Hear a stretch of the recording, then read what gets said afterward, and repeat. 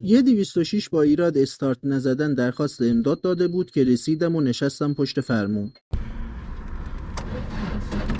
استارت خیلی ضعیف عمل میکرد و نمیتونست موتور رو بچرخونه، پس رفتم سراغ باتری هنگام استارت دچار افت ولتاژ میشد، پس براش کمک باتری گرفتم و استارت زدیم روشن شد. دینامم چک کردم که درست شارژ میکرد. بعد از رفع ایراد، چون خودروهای خانواده 206 207 ورانا فراخوان تعویض قطعه محافظ جانبی بخاری دارن و مشتری هنوز اقدام به تعویض نکردن، قطعه مورد نظر رو به صورت کاملا رایگان براشون تعویض کردم.